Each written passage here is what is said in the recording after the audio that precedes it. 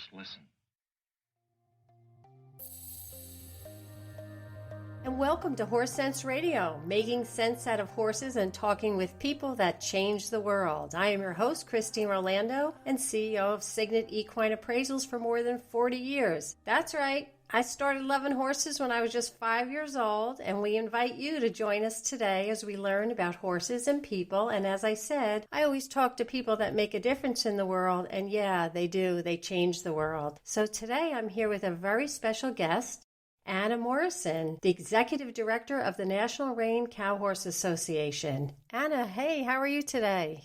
Hey, Christine, I'm wonderful. Thank you so much for having me on your show. I appreciate it very much. Well, we are very, very grateful that you're with us today. And I know that you're calling from Pilot Point, Texas. And what just went on with you guys in the weather? You weren't ready for that, were you? No, not at all. You know, I'm originally from northern Wisconsin. So I joke a little bit that in my first major event with the NRCHA, the weather had to make me feel a little bit at home. But in Texas, we certainly aren't prepared for the level of winter weather that we experienced over the past couple of weeks. And it presented some challenges for us at the Celebration of Champions in Fort Worth. But as they always do, the NRCHA family persevered, and now we're on the other side and enjoying some more normal Texas weather. Well, I had a couple calls set up for last week, actually, and I just couldn't understand initially why I wasn't getting through. And the website, not yours, but another group, and the website was down. And then, of course, I turned on the news and I saw what was going on in Texas. So you guys fared well. And again, you hit some challenges with what you just had as your first event. But let me just tell our guest about you in a moment after I do the tip of the day. So, you know, we always on Horse Sense, as I said, we talk to people that make a difference in the world and change the world. And it's really important as horse people, we take care of ourselves. Us as horse people sometimes take care of our animals a little bit more than ourselves. So I want to be sure that you get the tip of the day from Macaulay Topash. And for many of our listeners, you have followed her at therootedjourney.com. But I've just come to learn that she has a new website, and that's MacaulayTopash.com, and you can get some free downloads and some really interesting pieces of information for your own health. This is her people health. So the tip of the day she gave us today is eating an alkaline diet. You want to follow an alkaline diet if you can, but people, you're always instructed to eat lots of alkaline foods and fewer acidic foods. Simply, these foods can be characterized as alkaline, neutral, or acidic. Example of alkaline: fruits, nuts, legumes, and vegetables. Neutral, natural fats, starches, and sugars. Acidic might be meat, poultry, fish, dairy, eggs, grains, and alcohol. So what she shares with us is acidic levels are measured by your pH and scale from 0 to 14, and the lowest number really represents the acidic compounds. The higher the number is the alkaline or basic, but number 7 is neutral. So today we are going to be doing episode 8. You know, I've been doing Horse Sense Radio for 3 years, and now we moved into the podcast, which is very exciting. And as I said earlier, I have a very special guest with me today, Anna Morrison. And Anna, you're the new Executive Director of the National Reined Cow Horse Association. Let's just jump right in and share with us, how did you get involved with horses? Because I tease and I say you're a big dog in this industry. It's a huge industry. But it all started with either a pony or a horse or a family member. Tell us your story. Oh, well, you are exactly right, except for the part about being a big dog. I'm just like any other horseman in this organization and started out as a horse crazy kid. I didn't come from a family that was involved with horses. My family was involved in the summer camp industry in northern Wisconsin. So we were outdoorsy, certainly, but not involved with horses. And nevertheless, I just had this innate love for horses. I remember, riding on the school bus on the way to school and picturing a horse running alongside the school bus in the bar ditch and just thinking about how much I wanted to be able to be around horses. And when I was 10, my mother made maybe the small mistake of showing me a newspaper article about a boarding facility that had opened up just about 2 miles from our house. And the next day, when she went to work and my babysitter came to spend the day with me and my brother, I convinced my babysitter that it was the right thing to do to ride our bikes over to this farm so that I could deliver a letter I'd written asking for the opportunity to be around horses and learn more about them. So there I was. I showed up out of nowhere, this plucky little 10-year-old, to Silver Mine Farms in Eau Claire, Wisconsin. And the owners, Dick and Andy Feller, were incredibly gracious in receiving me and my brother and my babysitter. We spent the entire day there. They taught me how to sweep a barn aisle and allowed me to help feed the horses. And I even rode one of the lesson ponies, a POA named Sugar, and I was hooked. And for the next 8 years until I graduated high school, I continued on as a barn rat with them and traded hours of work for riding lessons, and ultimately wound up an employee for them until I went away to college. And it was just a really wonderful way to start into the horse industry. I think, Dick and Andy are so representative of so many folks in horses, in that they can recognize that when someone wants to be involved, the best thing you can do is find a way to give them an opportunity. So I want to back up just a minute. What are their Sure. Dick and Andy, what's their last name and where are they from? What farm was it? Dick and Andy Feller, who owned and operated Silver Mine Farms in Eau Claire, Wisconsin. Dick has since passed, sadly, but Andy is still operating Silver Mine Farms in Eau Claire, still 2 miles from the house I grew up in. So your parents didn't know that you convinced the babysitter that day? They thought you were home with the babysitter and then you were Yes. off. I love it. Yeah. Now, Dick and Andy were smart. They did get my mom's number and call her and let her know that her kids were over there and make sure she was okay with that. But yeah, it definitely lit a fire in me to be able to be involved with horses. And I was very lucky to be on the receiving end of a lot of generosity from people like Dick and Andy throughout my entire career with horses, but especially in those beginning years with opportunities to lease or borrow horses to show in 4-H. And it's just grown from there. Well, I was going to ask that question. That POA Sugar had an impact on you as well as the farm owners, and they were smart enough to know. But you were an influencer back then, even with the babysitter. So it's really interesting. But it does start with my guests. It starts with that pony or those people that recognize I was the same kid. I grew up 11 miles out of New York City in a little suburb, but we didn't have a lot of horses there. No horses, by the way. And I was same thing. I'd ride my bike or go to the local Van Saun County Park and walk the ponies and trade. So many of us and the guests, we start that way because we're blessed, I always say, we're gifted with that desire and that passion for the horses. So I'm glad that you were bold enough at 10 years old to take that, because now you're in a big position. Anna, you're actually new at this position. Did you start in January? December, right? It was December? Yes. December 1st was my first official day in office, and it has been fast and furious from that point forward. Well, let's tell our guest what exactly you do there as the executive director, because this is an amazing organization. This is the National Reined Cow Horse Association, and the board of directors is so pleased. I read their note about hiring you as the executive director. And they really feel, as I see, you bring a wealth of experience and industry knowledge to this association. This is a major, the horse industry, people don't realize how large it is in each discipline, but this discipline is so in itself encompasses so much. I was looking at, I want to get into this a little later about some of even the international affiliates that you have. But why don't we just introduce our listeners, if they're new to Reined Cow Horse Association, tell us a little bit about it. Absolutely. So the Reined Cow Horse Association is a discipline association that focuses around the sport of reined cow horse, which is really a training style that is rooted in the vaquero training traditions from California. In fact, the organization really has its roots on the West Coast. It was formed in 1949 and really only made the move to the central U.S. or southern central U.S. In the past decade. and started to have more of a national and international reach. I think as I look back on my history of participating in competition, horseback competition, the first time I worked a horse on a cow, I thought, well, why would I ever do anything else? And I think that that's, a huge part of the rein cow horse sport is that we encompass, the intricacies and the grace of the reining portion of the sport.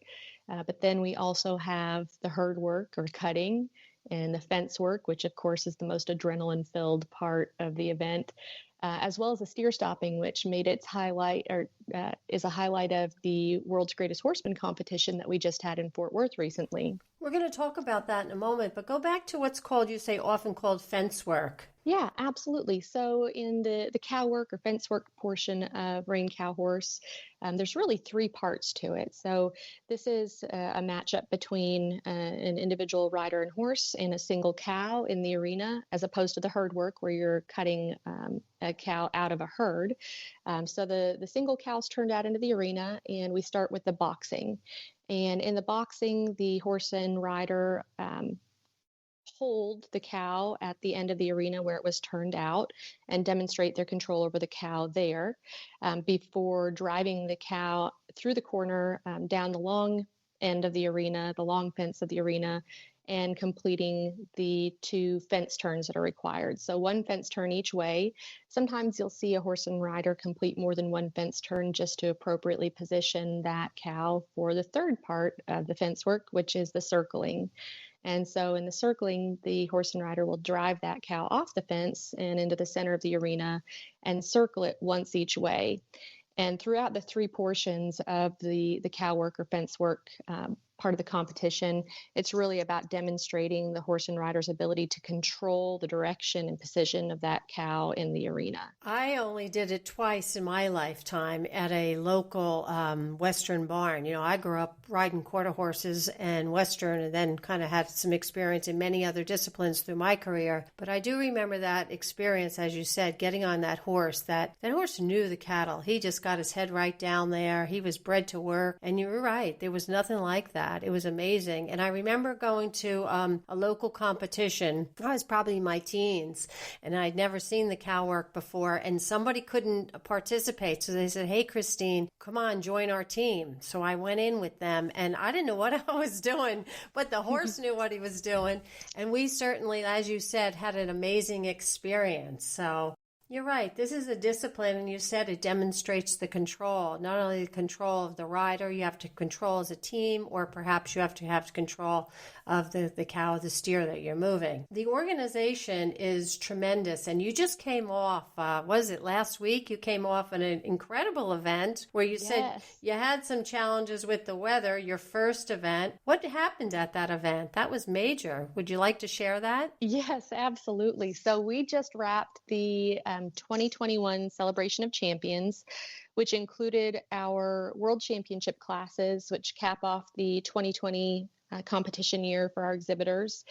It also included the Tres Osos Cow Horse Derby, as well as the DT horses and hashtags World's Greatest Horseman and Mars Equestrian World's Greatest Youth Horseman. So really it's like 4 events crammed into one. And one of the coolest things about the end of the event, the World's Greatest Horseman portion, is that it features the most highly trained horses in rein cow horse sport, the bridle horse.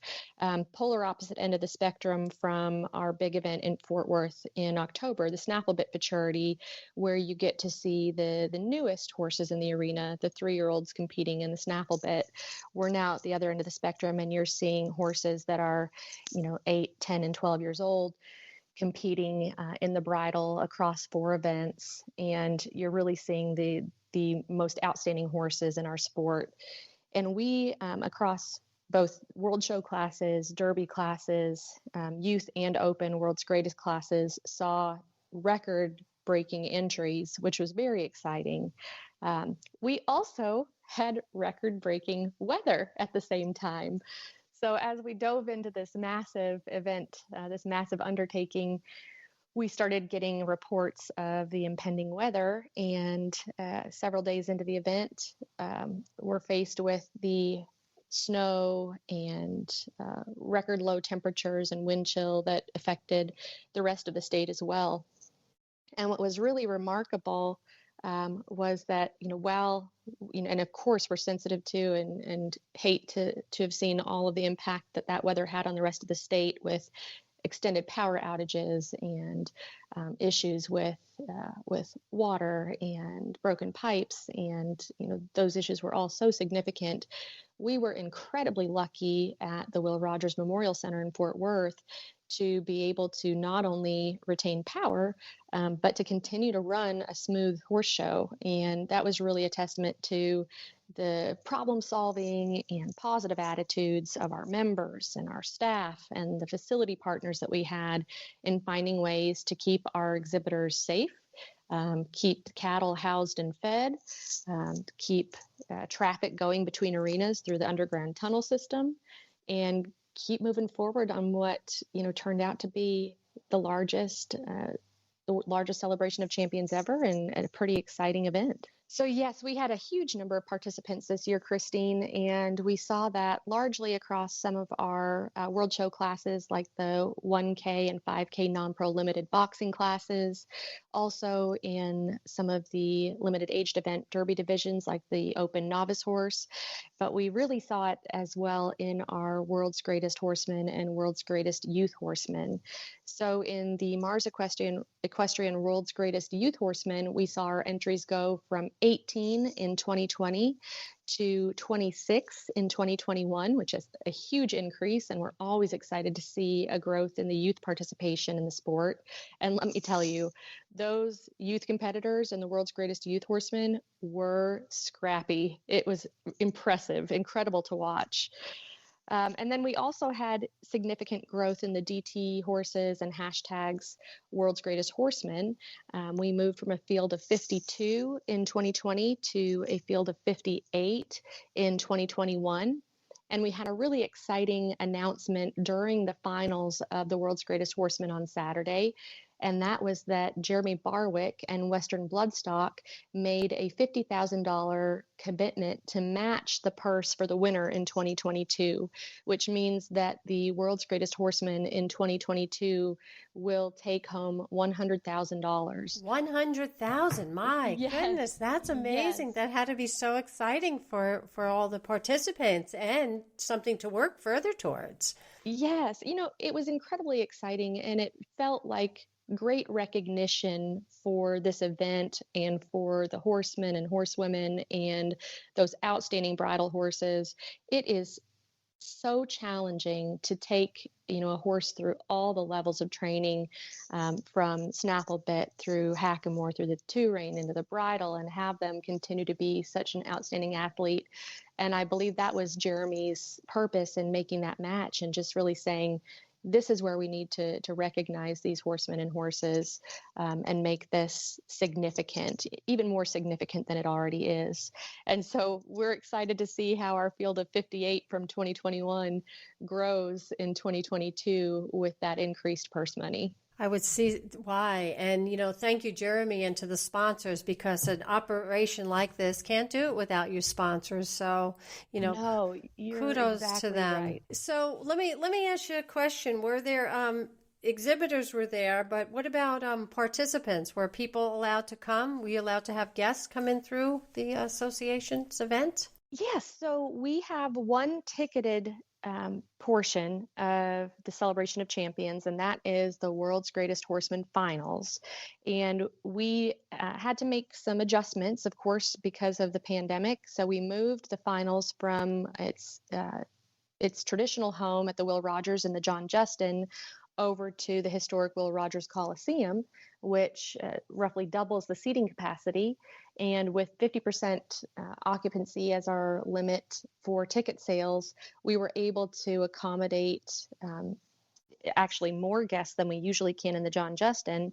We had about 1,900 people watching in person on the evening of the World's Greatest Horseman finals, as well as our free live stream that's produced for us by our partners at Equine Promotions. Fabulous. So I know you have one coming up in March in Las Vegas, March 24th through April 3rd. I'm actually going to be out in Vegas during that time, so maybe we'll bump into you. You will be there, and many more horsemen will be there. Is that open to the public as well, or no? So we do face some restrictions in Las Vegas. We have great partners at Michael Gaughan's South Point in helping us to make sure that we can continue to put on a safe and strong horse show.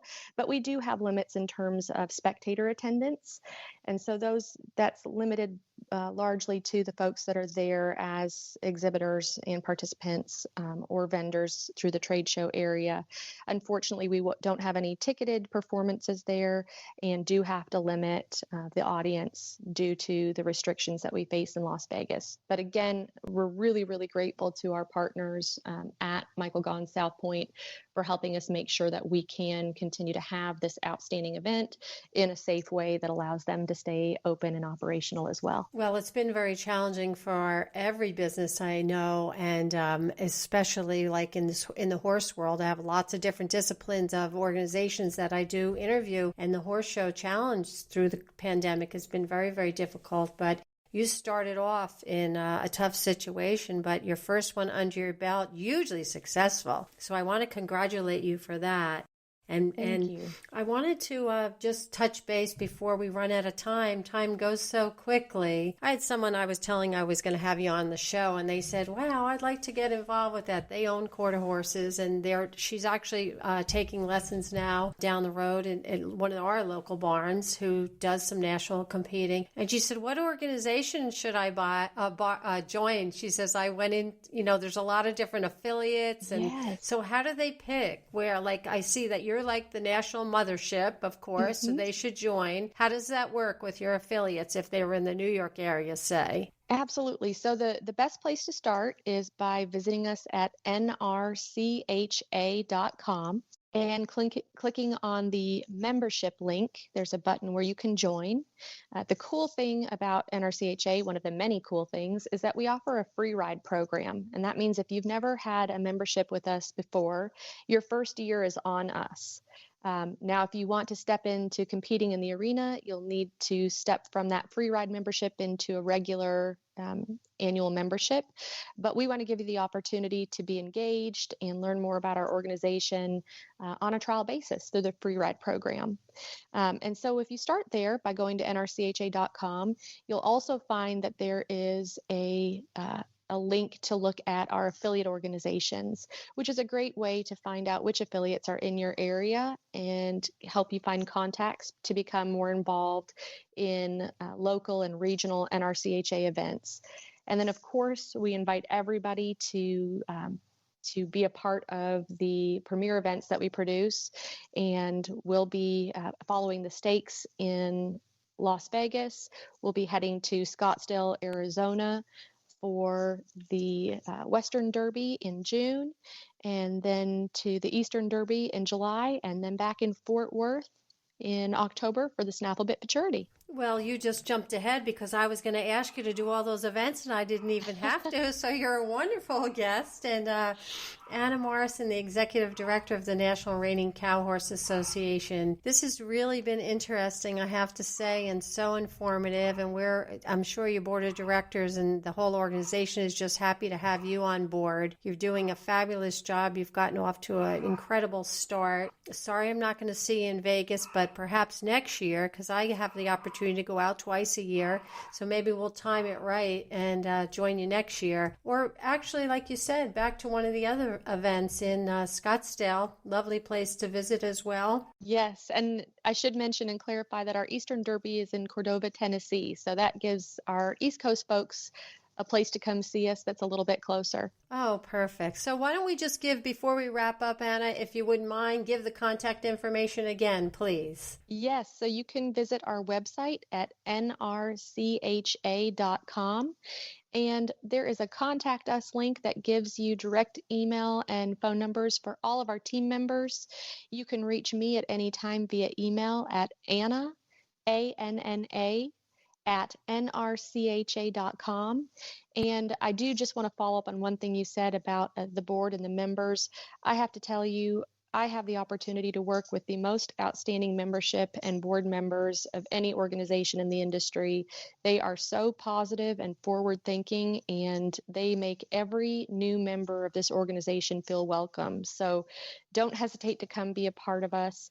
We're a really welcoming and open organization, and it's the best sport you can do, horseback. Amen. That is the truth. And I love the little tagline, the greatest show on dirt. That's wonderful. And I want to give kudos whoever does your website, because your website is amazing.